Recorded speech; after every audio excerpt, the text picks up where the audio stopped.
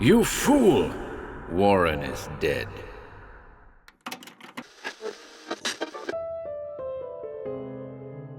Welcome to HorrorBabble. Today, as per a suggestion made via our website by a listener, Gabrielle, we're going to be tackling H. Russell Wakefield's wonderful ghost story, The Red Lodge. The story first appeared in Wakefield's 1928 collection, They Return at Evening. We hope you enjoy this one, folks.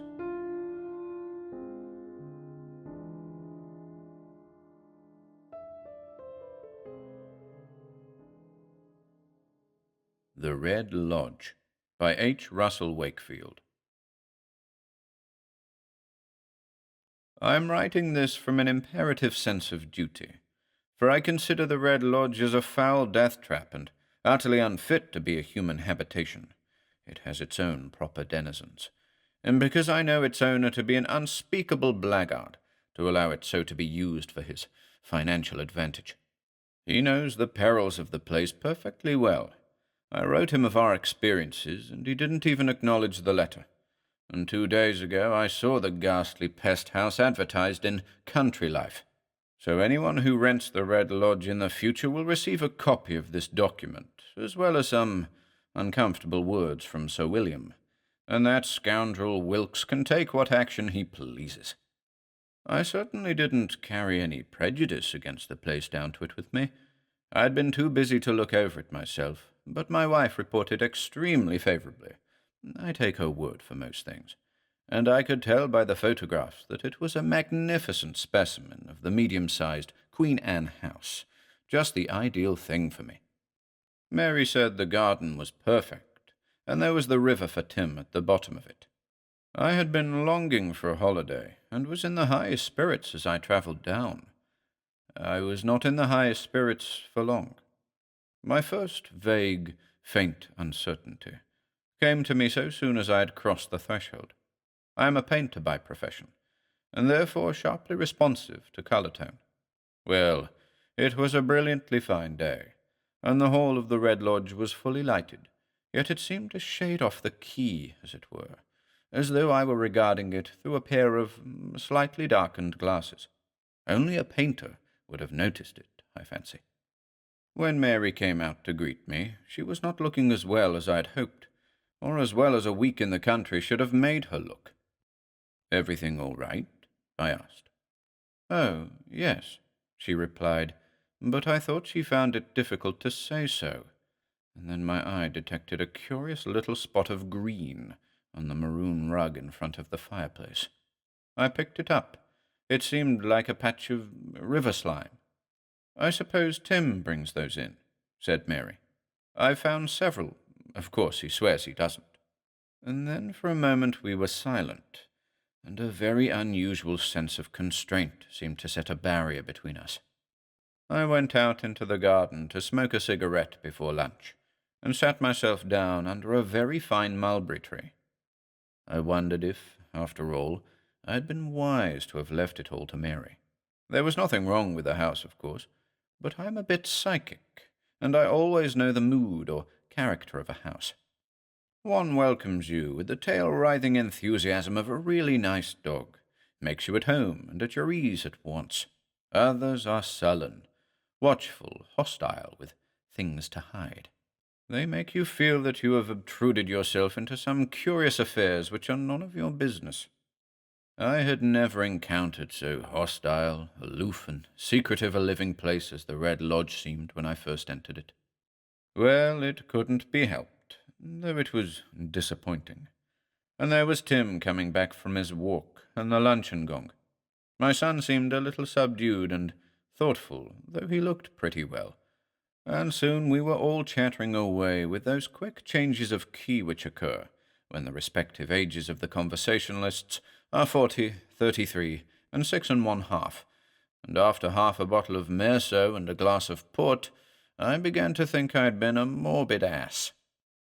I was still so thinking when I began my holiday in the best possible way, by going to sleep in an exquisitely comfortable chair under the mulberry tree. But I have slept better. I dozed off, but I had a silly impression of being watched, so that I kept waking up in case there might be someone with his eye on me.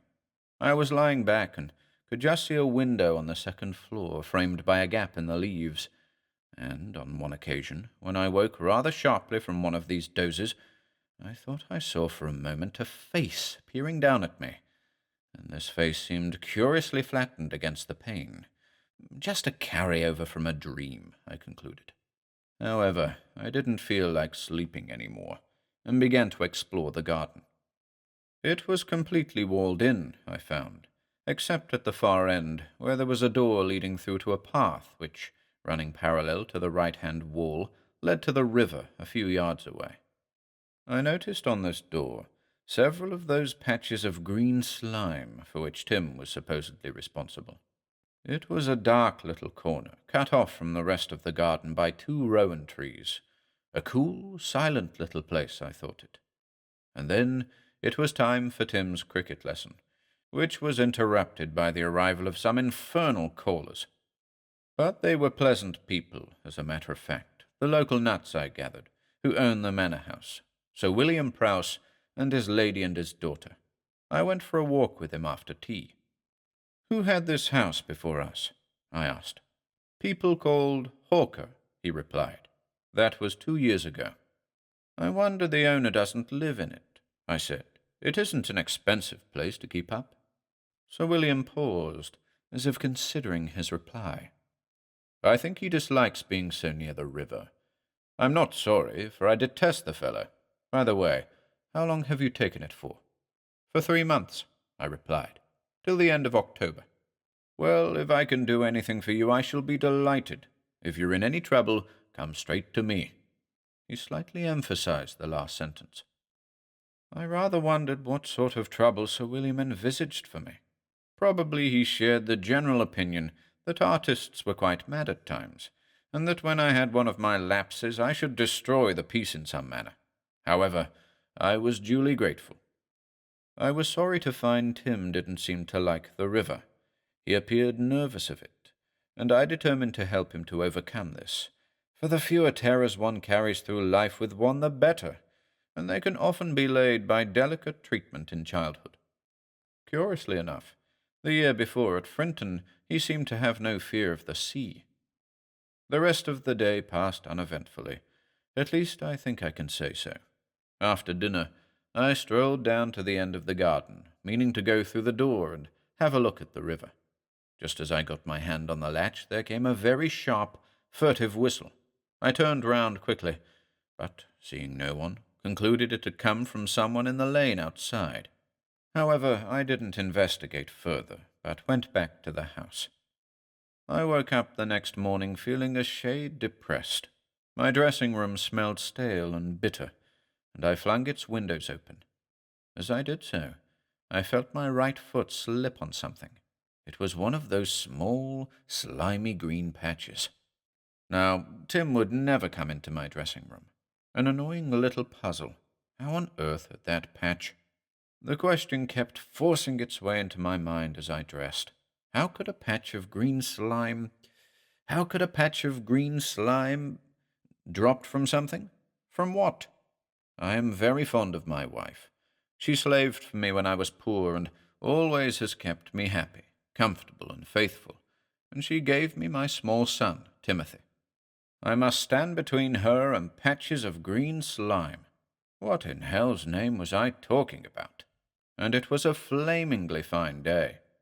Yet all during breakfast my mind was trying to find some sufficient reason for these funny little patches of green slime, and not finding it. After breakfast, I told Tim I would take him out in a boat on the river. "Must I, Daddy?" he asked, looking anxiously at me. "No, of course not," I replied a trifle irritably. "But I believe you'll enjoy it." "Should I be a funk if I didn't come?" "No, Tim, but I think you should try it once anyway." "All right," he said. He's a plucky little chap, and did his very best to pretend to be enjoying himself, but I saw it was a failure from the start. Perplexed and upset, I asked his nurse if she knew of any reason for this sudden fear of water. "No, sir," she said. The first day he ran down to the river just as he used to run down to the sea, but all of a sudden he started crying and ran back to the house. It seemed to me he'd seen something in the water which frightened him. We spent the afternoon motoring round the neighbourhood, and already I found a faint distaste at the idea of returning to the house, and again I had the impression that we were intruding, and that something had been going on during our absence which our return had interrupted. Mary, pleading a headache, went to bed soon after dinner, and I went to the study to read. As soon as I had shut the door, I had again that very unpleasant sensation of being watched. It made the reading of Sidgwick's The Use of Words in Reasoning, an old favourite of mine which requires concentration, a difficult business. Time after time I found myself peeping into dark corners and shifting my position. And there were little sharp sounds, just the oak panelling cracking, I supposed. After a time I became more absorbed in the book and less fidgety, and then I heard a very soft cough just behind me. I felt little icy rays pour down and through me, but I would not look around, and I would go on reading. I had just reached the following passage. However many things may be said about Socrates or about any fact observed, there remains still more that might be said if the need arose. The need is the determining factor. Hence the distinction between complete and incomplete description, though perfectly sharp and clear in the abstract, can only have a meaning, can only be applied to actual cases, if it be taken as equivalent to sufficient description, the sufficiency being relative to some purpose. Evidently the description of Socrates as a man, scanty though it is, may be fully sufficient for the purpose of the modest inquiry whether he is mortal or not, when my eye was caught by a green patch which suddenly appeared on the floor beside me, and then another and another, following a straight line toward the door. I picked up the nearest one, and it was a bit of soaking slime. I called on all my willpower, for I feared something worse to come, and it should not materialize, and then no more patches appeared. I got up and walked deliberately, slowly, to the door, turned on the light in the middle of the room, and then came back and turned out the reading lamp and went to my dressing room. I sat down and thought things over. There was something very wrong with this house. I had passed the stage of pretending otherwise, and my inclination was to take my family away from it the next day. But that meant sacrificing £168, and we had nowhere else to go. It was conceivable that these phenomena were perceptible only to me, being half a Highlander. I might be able to stick it out if I were careful and kept my tail up, for apparitions of this sort are partially subjective. One brings something of oneself to their materialization. That is a hard saying, but I believe it to be true. If Mary and Tim and the servants were immune, it was up to me to face and fight this nastiness. As I undressed, I came to the decision that I would decide nothing then and there, and that I would see what happened. I made this decision against my better judgment, I think. In bed, I tried to thrust all this away from me by a conscious effort to change the subject, as it were. The easiest subject for me to switch over to is the myriad-sided, useless, consistently abused business of creating things, stories out of pens and ink and paper, representations of things and moods out of paint, brushes, and canvas, and our own miseries perhaps out of wine, women, and song. With a considerable effort, therefore, and with the edges of my brain anxious to be busy with bits of green slime, I recalled an article I had read that day on a glorious word, Jugendbewegung, the youth movement, that pregnant or merely wind-swollen Teutonism. How ponderously it attempted to canonize with its polysyllabic sonority that inverted boy scoutishness of the said youths and maidens. One bad, mad deed, sonnet, scribble of some kind, lousy daub, a day. Bunk without spunk, sauce without force, futurism without a past, merely a transition from one yelping pose to another. And then I suddenly found myself at the end of the garden, attempting desperately to hide myself behind a rowan tree, while my eyes were held relentlessly to face the door. And then it began slowly to open, and something which was horridly unlike anything I had seen before began passing through it, and I knew it knew I was there. And then my head seemed to burst and flamed asunder, splintered and destroyed, and I awoke, trembling, to feel that something in the darkness was poised an inch or two above me, and then, drip, drip, drip, something began falling on my face. Mary was in the bed next to mine, and I would not scream, but flung the clothes over my head, my eyes streaming with the tears of terror. And so I remained, cowering, till I heard the clock strike 5, and dawn, the ally I longed for, came, and the birds began to sing, and then I slept. I awoke a wreck, and after breakfast, feeling the need to be alone, I pretended I wanted to sketch, and went out into the garden. Suddenly, I recalled Sir William's remark about coming to see him if there was any trouble. Not much difficulty in guessing what he had meant. I'd go and see him about it at once. I wished I knew whether Mary was troubled too. I hesitated to ask her, for if she were not, she was certain to become suspicious and uneasy if I questioned her. And then I discovered that while my brain had been busy with its thoughts, my hand had also not been idle, but had been occupied in drawing a very singular design on the sketching block. I watched it as it went automatically on.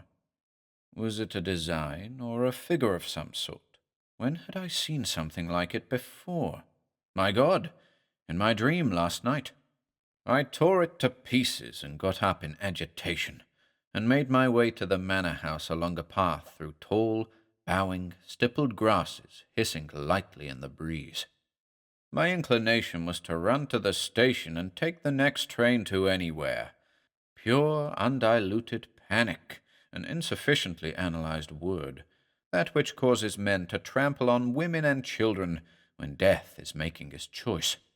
Of course, I had Mary and Tim and the servants to keep me from it, but supposing they had no claim on me, should I desert them?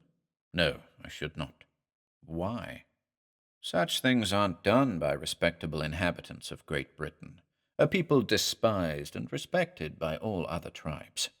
Despised as Philistines, but it took the jawbone of an ass to subdue that hardy race. Respected for what? Birkenhead stuff. No, not the noble lord, for there were no glittering prizes for those who went down to the bottom of the sea in ships.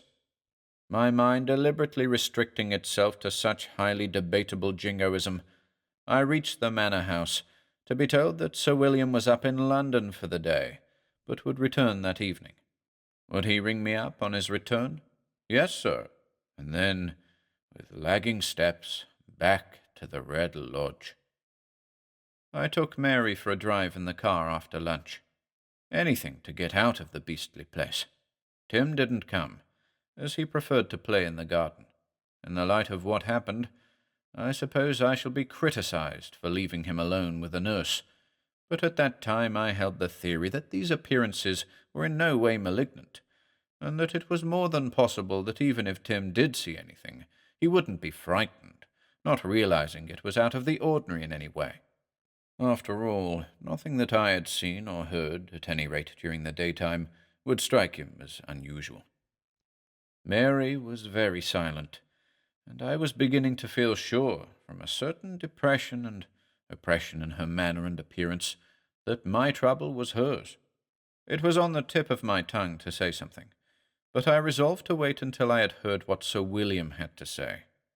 It was a dark, sombre, and brooding afternoon, and my spirits fell as we turned for home. What a home! We got back at 6, and I had just stopped the engine and helped Mary out when I heard a scream from the garden. I rushed round to see Tim, his hands to his eyes, staggering across the lawn, the nurse running behind him. And then he screamed again and fell. I carried him into the house and laid him down on a sofa in the drawing-room, and Mary went to him. I took the nurse by the arm and out of the room. She was panting and crying down a face of chalk. "What happened? What happened?" I asked. "I don't know what it was, sir, but we had been walking in the lane and had left the door open. Master Tim was a bit ahead of me and went through the door first, and then he screamed like that." "Did you see anything that could have frightened him?" "No, sir, nothing." I went back to them. It was no good questioning Tim, and there was nothing coherent to be learned from his hysterical sobbing. He grew calmer presently, and was taken up to bed. Suddenly he turned to Mary, and looked at her with eyes of terror. "The green monkey! It won't get me, will it, Mummy?" "No, no, it's all right now," said Mary, and soon after he went to sleep, and then she and I went down to the drawing-room. She was on the border of hysteria herself. "Oh, Tom, what is the matter with this awful house? I'm terrified. Ever since I've been here, I've been terrified. Do you see things?" "Yes," I replied. "Oh, I wish I'd known.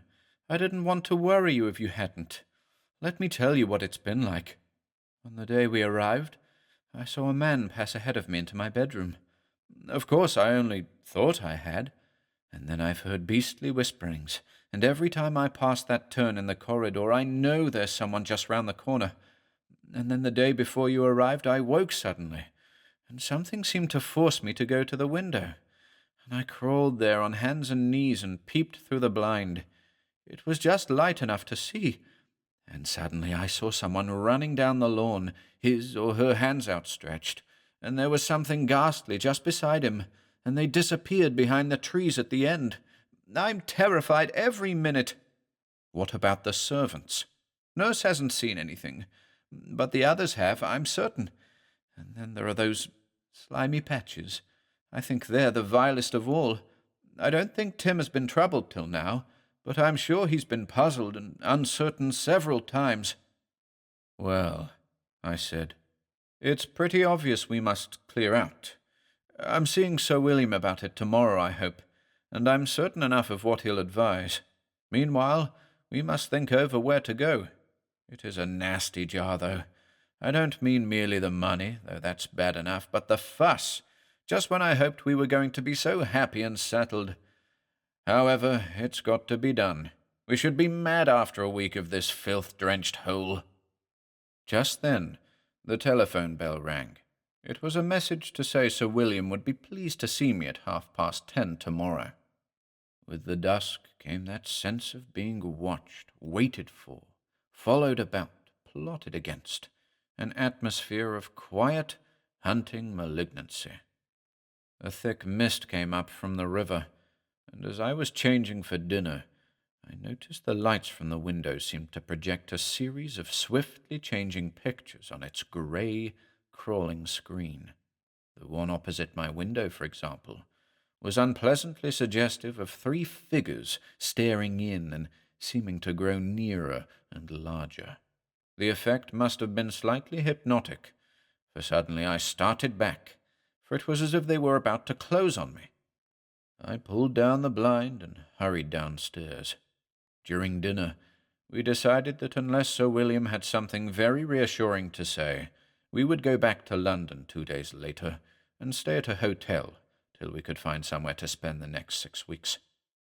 Just before going to bed, we went up to the night nursery to see if Tim was all right. This room was at the top of a short flight of stairs. As these stairs were covered with green slime, and there was a pool of the muck just outside the door, we took him down to sleep with us. The permanent occupants of the Red Lodge waited till the light was out, but then I felt them come thronging, slipping in one by one, their weapon, fear. It seemed to me they were massed for the attack.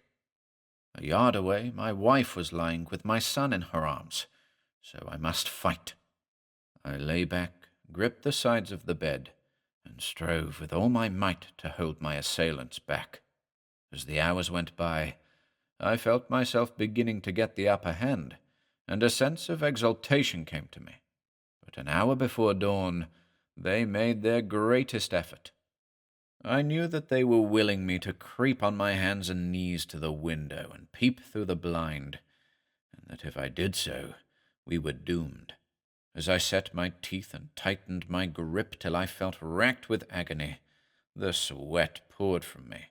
I felt them come crowding round the bed and thrusting their faces into mine, and a voice in my head kept saying insistently, "You must crawl to the window and look through the blind." In my mind's eye, I could see myself crawling stealthily across the floor and pulling the blind aside, but who would be staring back at me?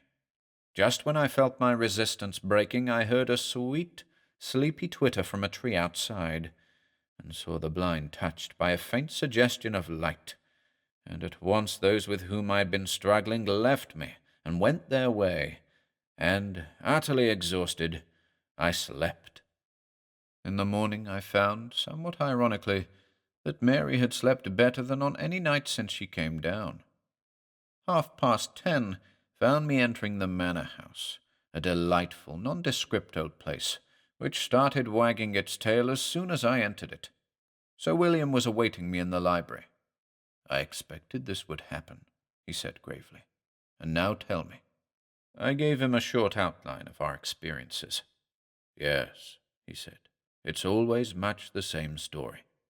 Every time that horrible place has been let, I have felt a sense of personal responsibility, and yet I cannot give a proper warning, for the letting of haunted houses is not yet a criminal offence, though it ought to be, and I couldn't afford a libel action, and, as a matter of fact, one old couple had the house for 15 years and were perfectly delighted with it, being troubled in no way. But now, let me tell you what I know of the Red Lodge. I have studied it for 40 years, and I regard it as my personal enemy. The local tradition is that the second owner, early in the 18th century, wished to get rid of his wife and bribed his servants to frighten her to death. Just the sort of ancestor I can imagine that blackguard Wilkes being descended from. What devilries they perpetrated I don't know, but she is supposed to have rushed from the house just before dawn one day and drowned herself, whereupon her husband installed a small harem in the house. But it was a failure, for each of these charmers, one by one, rushed down to the river just before dawn, and finally the husband himself did the same.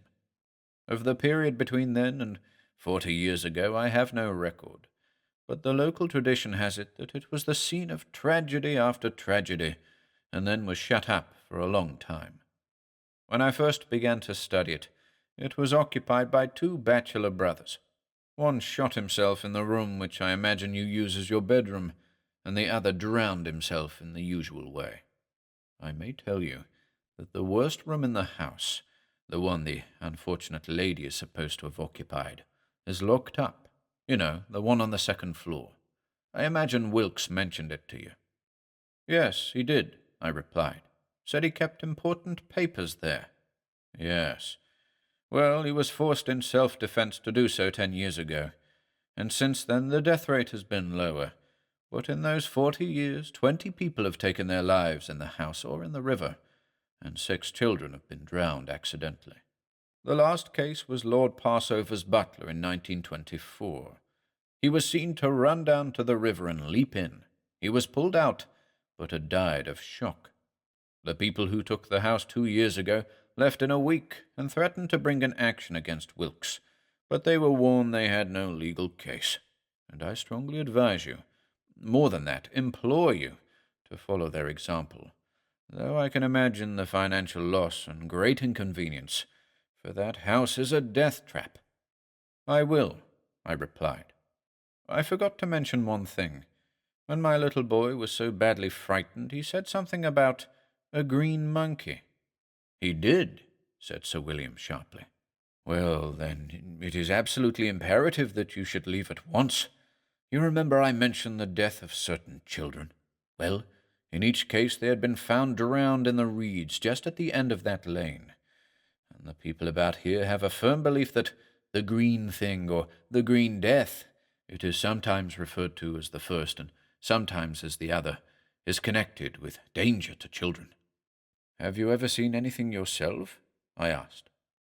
"I go to the infernal place as little as possible," replied Sir William. "But when I called on your predecessors, I most distinctly saw someone leave the drawing-room as we entered it. Otherwise, all I have noted is a certain dream which recurs with curious regularity. I find myself standing at the end of the lane and watching the river, always in a sort of brassy half-light, and presently something comes floating down the stream. I can see it jerking up and down, and I always feel passionately anxious to see what it may be. At first I think it's a log, but when it gets exactly opposite me, it changes its course and comes toward me, and then I see that it's a dead body, very decomposed. And when it reaches the bank, it begins to climb up toward me, and then, I'm thankful to say, I always awake. Sometimes I have thought that one day I shall not wake just then, and that on this occasion something will happen to me.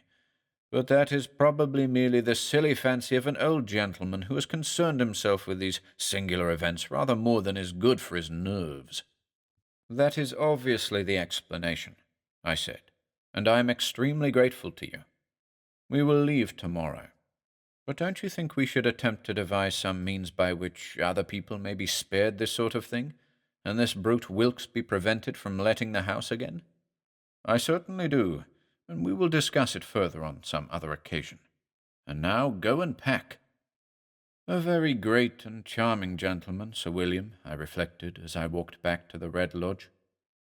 Tim seemed to have recovered excellently well, but I thought it wise to keep him out of the house as much as possible. So while Mary and the maids packed after lunch, I went with him for a walk through the fields. We took our time, and it was only when the sky grew black and there was a distant rumble of thunder and a menacing little breeze came from the west that we turned to come back.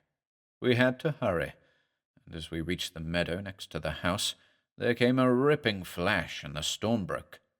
We started to run for the door into the garden when I tripped over my bootlace, which had come undone, and fell. Tim ran on. I had only just tied the lace and was on my feet again when I saw something slip through the door. It was green, thin, tall. It seemed to glance back at me, and what should have been its face was a patch of soused slime. At that moment Tim saw it, screamed, and ran for the river. The figure turned and followed him, and before I could reach him it hovered over him. Tim screamed again and flung himself in. A moment later I passed through a green and stenching film and dived after him. I found him writhing in the reeds and brought him to the bank. I ran with him in my arms to the house, and I shall not forget Mary's face as she saw us from the bedroom window. By 9 o'clock we were all in a hotel in London, and the Red Lodge was an evil, fading memory. I shut the front door when I had packed them all into the car.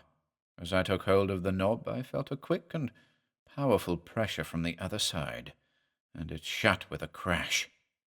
The permanent occupants of the Red Lodge were in sole possession once more.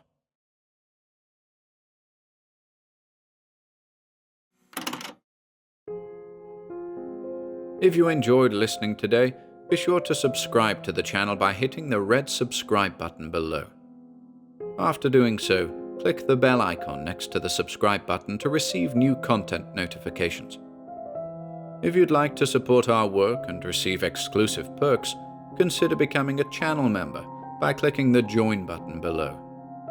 To support us in other ways, see the video description for links to our Bandcamp and Patreon pages, our merch store over at Teespring, and further information relating to our releases on Audible, iTunes, and Spotify. And until next time,